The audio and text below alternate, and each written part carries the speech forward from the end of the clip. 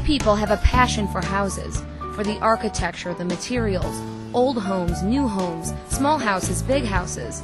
But these homes, all varying in size and style and location, have something in common. They were ordered from a catalog. Well, in 1908, Sears started offering entire kit homes through these catalogs. You could purchase a kit home out of a catalog, and it would come to you in about 30,000 pieces of house. And they included a 75-page instruction book with the house, so you'd know how to put all those pieces of house together. What these kits didn't come with was the person who put the homes together, giving a whole new meaning to the term, some assembly required. Sears promised a man of average abilities could assemble one of these homes in about 90 days. Typically, it took a little longer than that for your average kit home owner. Most people recruited their family and friends to work nights and weekends, and for many, it was more like 9 months than 90 days. But for some, it took even longer. Got another great letter from somebody who said they had a Sears kit home. They moved in 1946. I said, well, that's interesting, but Sears actually stopped selling these in 1940. She said, oh, you don't understand, I bought it in 39, we finished in 46. Well, the kit included everything. Rosemary Thornton knows everything and anything you ever wanted to know about Sears homes. The kit included 750 pounds of nails, 27 gallons of paint and varnish, 10 pounds of wood putty, 460 pounds of window weight, 72 coat hooks, a lot of lumber, and one doorbell. And that's just a fraction of what she knows. When Rose discovered what a Sears house was, it was love at first sight. About 5-6 years ago, somebody asked me to write an article about the Sears homes in Carlinville. Carlinville, Illinois has 152 Sears homes in a 12-block area. So I drove over there expecting to, dash off one quick article and get my check, as most freelancers do. And I went over there and I drove the 12 blocks of these Sears homes, and I was smitten. I was completely in love.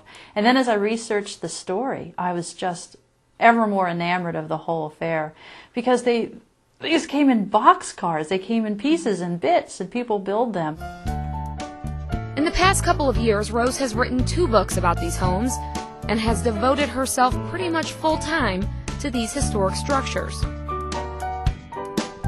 Rose is attracted to these homes because of how they came to be. Customers thumbed through Sears catalogs like they were shopping for tools or furniture, and well, they ordered themselves a house. Richard Warren Sears is one of my heroes in history. I mean, he was an absolute genius at merchandising. And his catalog at its peak had 1,400 pages, 100,000 items, and weighed 4 pounds. He suspected that getting more people into a home of their own was a way to sell more of the stuff in his catalog. So I think that was a driving part of why he started selling kit homes. So why buy a kit home? Why not buy a pre-built house that's ready to be lived in? Well, why do we do most of the things we do? To save money. By building your own kit home, you'd save about 1/3 the cost of, compared to a traditional stick-built home, which, at any time is a very significant savings. So you'd end up with maybe a 1/3 equity in your home. You could get precisely what you wanted. You could peruse the pages of their catalogs. They offered 370 different designs. And it was a broad range from bungalows to kind of trailing edge Victorians to colonials. You could pick just about any popular housing style of the day. And price range? And price range. The prices range from about $500 to $5,000, depending on which kit home you picked. We're surrounded by Sears homes. Yes, mired in Sears homes. 24 of the little beauties in a row. Rose gave a walking tour of Wood River, Illinois, where Standard Oil built a neighborhood of kit homes for its workers. Sears offered 370 different styles, and Rose could name each and every one by sight. Dreaming and talking about Sears homes. Okay, so name this house. The Whitehall. Name that house. Langston. Name that house. Fullerton, Carlin, Roanoke. Can't see, it looks like Langston, and then another Whitehall. Wow.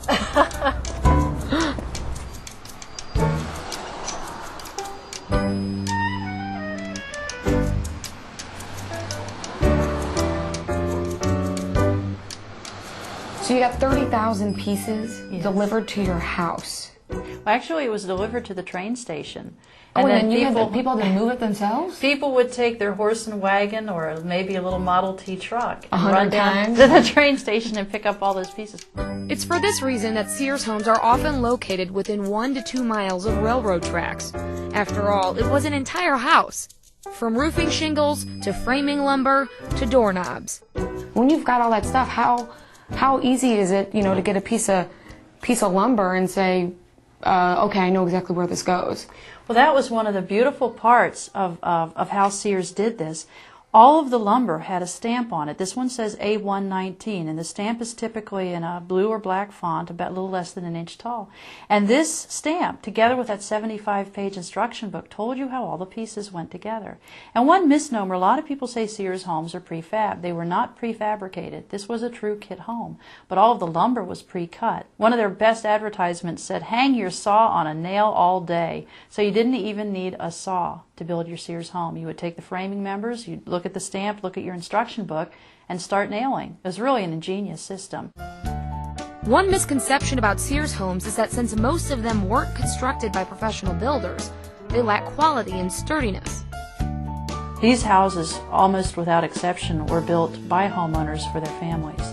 And Sears specified in the blueprints things down to the details of the spacing of the nails. So if you follow the directions, you probably weren't going to make a mistake.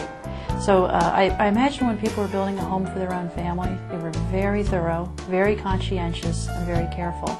So I do think that's part of the reason they endure. And they were also built to last because these houses were constructed with first-grade lumber, southern yellow pine, and cypress siding. So how does one know what's a Sears home and what isn't? On this model, the Whitehall, it has the double bays. One of the bays is hidden under that porch. But you see it's got the first and second floor bay, and then atop that it has a little gable and that little tiny window inset in the gable. Those are very distinctive features that catch my eye when I'm out and about looking. Many Sears homes are almost 100 years old, and they've had facelifts. That is the challenge these many years later, because these aren't museums, these are homes. But it is like a treasure hunt, because most of the people, even in these homes, don't realize what they have. And almost invariably, I'll knock on the door and I'll say, "My name's Rose, I'm doing a survey of Sears homes, and I think you might have a Sears home."